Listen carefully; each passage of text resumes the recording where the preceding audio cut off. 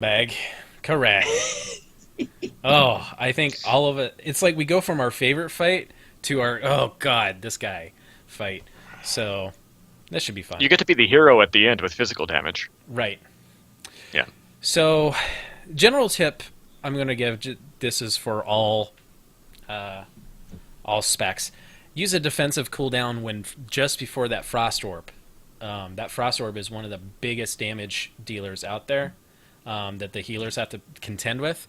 So having Fort Brew, Diffuse, Touch of Karma, something up will really help your healers out right there.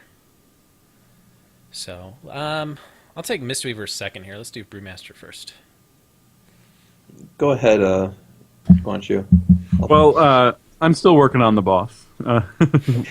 So, I mean, a few things that I've noticed right away is I definitely, yet again, I use Chi Explosion on this because I'm helping out with that shield. I think we get a little appreciation because we're very magic heavy for our damage. So they get very angry that shield's up there. Right. They're like, we're not doing anything. So I try to help them out just a little bit with the Chi Explosion. I kind of have like a general tip for all tanks. Because the tank I work with, I had to like explain this to him. Like when he starts casting the arcane spell, like you can start moving when he starts casting it and get out of the way of people. Like that's kind of my big tip. I think is a lot of people. Well, maybe not a lot of people, but people I've tanked it with kind of wait there. It gets casted and then they run, which isn't the right way to do it. I don't feel like. Because I'm Right. busy scumbagging DPS. That's why. Right. Gosh, The, Yeah, dang it number, it. the number of times I've been killed as a Mistweaver by the tanks, just like going la la la la la, boom. Right, because Yeah. you can taunt as soon as he starts casting because he's not going to switch the cast onto the once you taunt. So you can taunt and then the guy you run and then you're good to go. So that's kind of my biggest tip for this fight is get moving beforehand. That's what I learned. LeBlue will have better tips because he's like beat him a couple In this fight? times, This I think. fight so much. Yeah. Yeah, So this it's stupid boss, he has this wonderful habit of he's casting and he's running away from you and you're running away from him. So like even the half the time you're actually tanking him, half the time he's like, "Oh, well, I'm going to go bug those other 18 people. You two just stay there and look pretty. I'll be back for you later." So my big thing is we are awesome with those ads. I think the only tank that possibly beats us out on ad control when he's doing his recharge phase is Death Knights. But we can very easily we can throw Dave down in the middle of of the zones, throw Brew on them while they go to Dave. You can even help kite those ads until it's time to kill them, and then you pop Diffuse Magic, you run into the zone, you get them all in there, get them low, stun them, roll out, and you'll probably be just in time to taunt off for the Arcane debuff while your DPS fixes and kills them and all that kind of cool stuff. The big thing with our mitigation, though, his melee swings aren't that threatening. He also, like I said, runs away a heck of a lot and doesn't melee us for very extended periods of times, whether he's casting or running off to put a big void zone down. If you have a decent-sized stagger, but he's about to run off, let it tick. You're saving chi. You can chi explosion some more, but let it tick because you're not taking threatening damage, and he's probably going to just throw an arcane debuff on you anyway.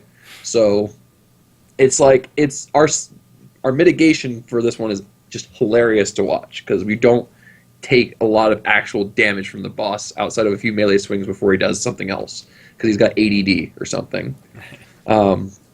For talents and glyphs, like I said, Diffuse Magic, amazing for this. Level 100 is a little interesting, though, for Brewmaster.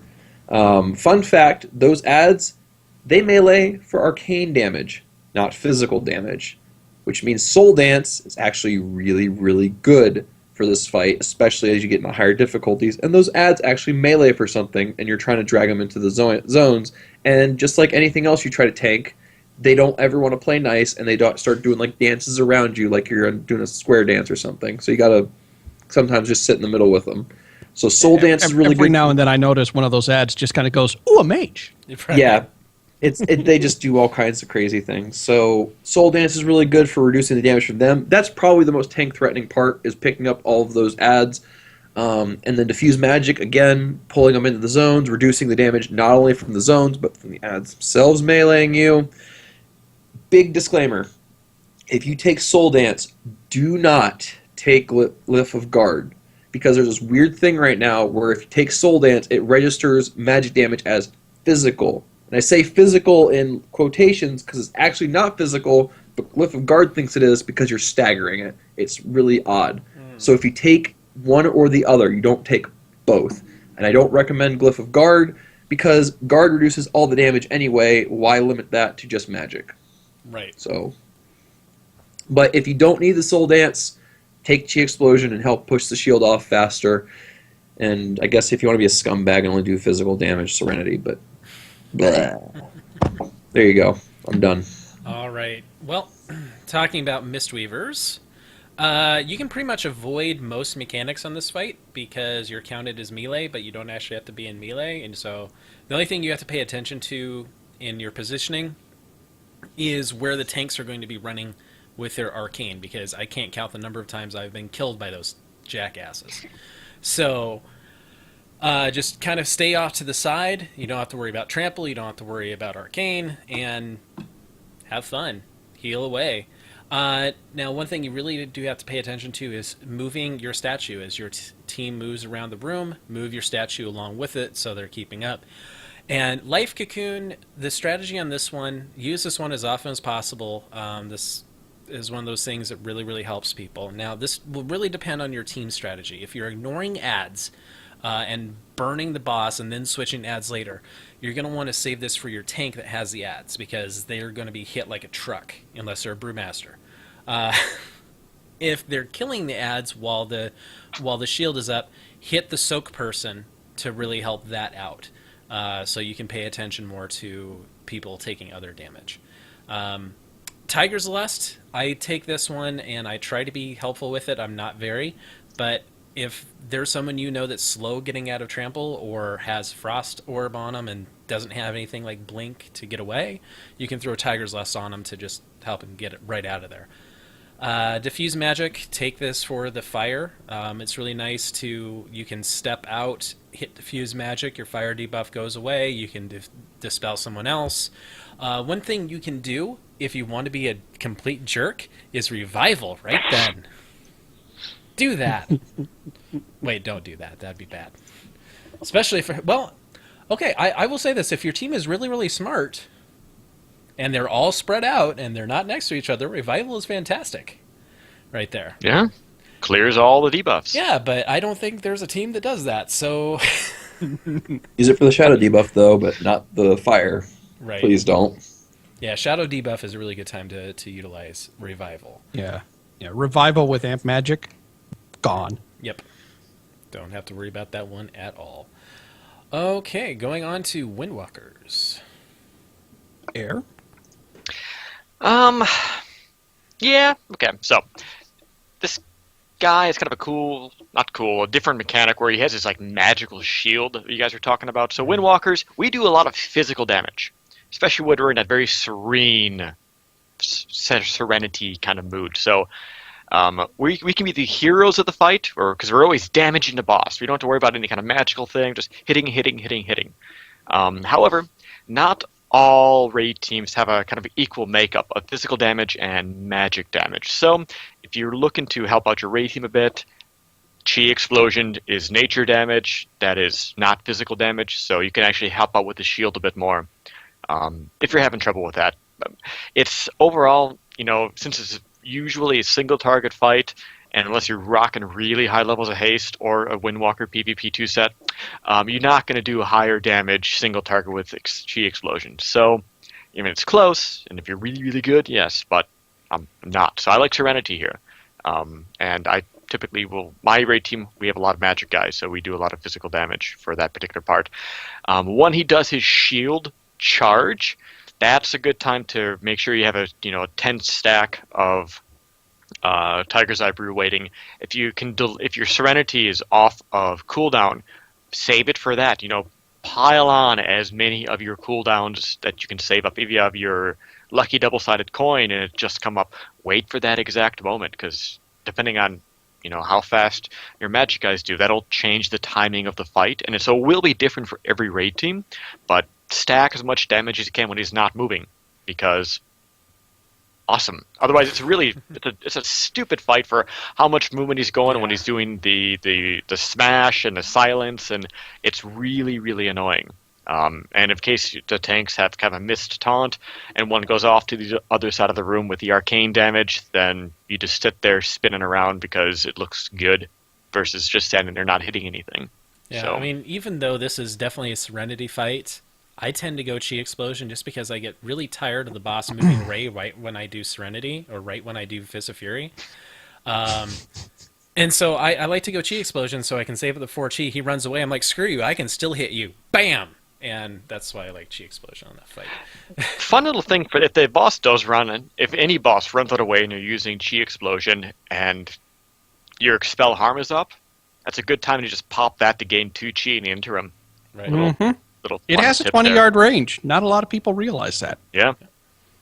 But, I mean, that's just something to help build Chi when you're not sitting there doing anything.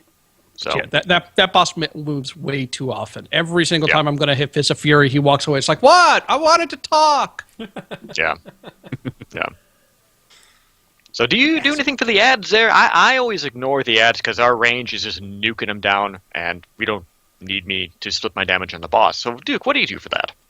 Well, in Botzehosen, we are actually very melee heavy, so we ask the melee to help out. So Okay. I launch a clone on one of the mobs, and I just start doing some spinning crane kicks.